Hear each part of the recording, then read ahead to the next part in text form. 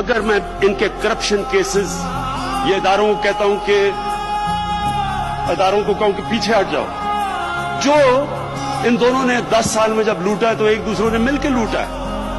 उससे पहले जनरल मुशर्रफ ने दोनों को एनआरओ दिए।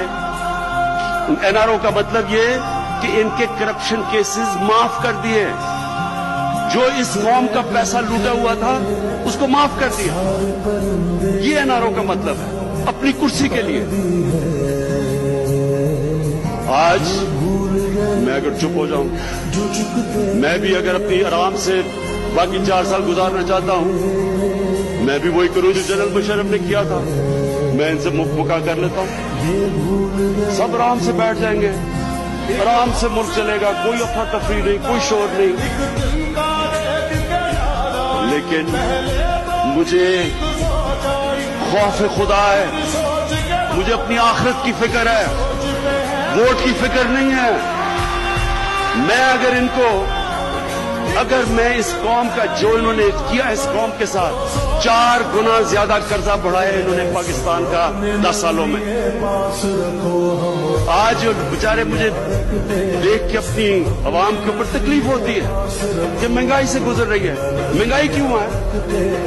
एक घर को जब आप मकरूज कर देते हैं, एक घर को कोई एक घर का फर्द जुआ खेल के घर पे कर्जा चढ़ा देता है तो वो घर को एक मुश्किल वक्त से गुजरना पड़ता है। जब तक वो अपनी आमदनी नहीं बढ़ाता और कर्जे की किस्तें वापस नहीं करता, खर्चे जब कम करता है तो एक मुश्किल वक्त से गुजरता है। और मुझे पूरा एहसास है कि हमारी कौम के लिए मुश्किल वक्त है, लेकिन मुश्किल वक्त इनके लिए, इनकी वजह से है जो इन्होंने इस मुल्क के साथ किया। और इसलिए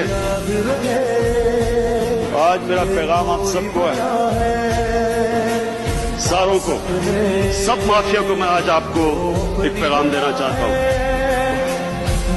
मुझे अल्लाह ने ट्रेन किया हुआ मुकाबला करने के लिए।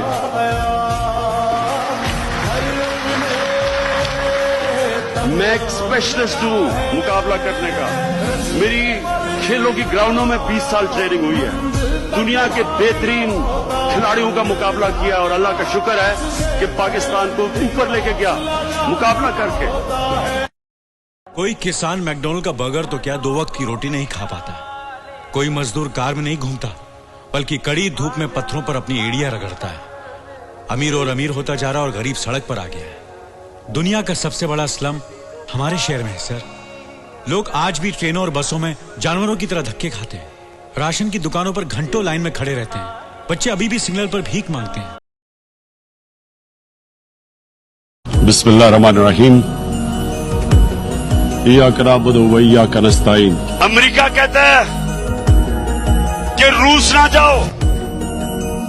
भाई मैं अमेरिका से पूछता हूं, तुम हो कौन मुझे कहने वाले कि मैं रूस ना जाऊं?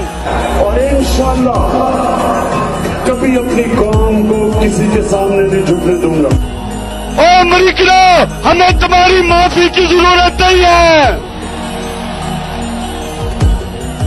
तुम हो कौन ये हमें माफ करोगे? Either you surrender or you fight for your freedom till death. What will we do? I ask myself this question. And my belief is, La ilaha illallah, there is no God but one. And we will fight.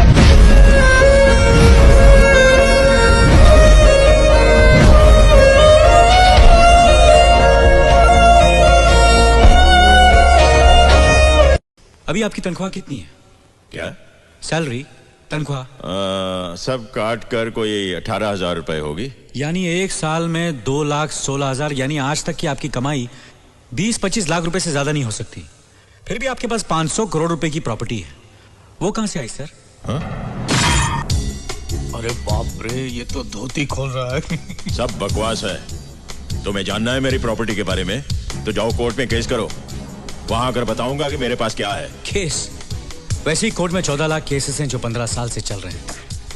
Harshad Mehta का case अभी तक चल रहा है। Bomb blast वाले बाइज्जत बरी हो गए।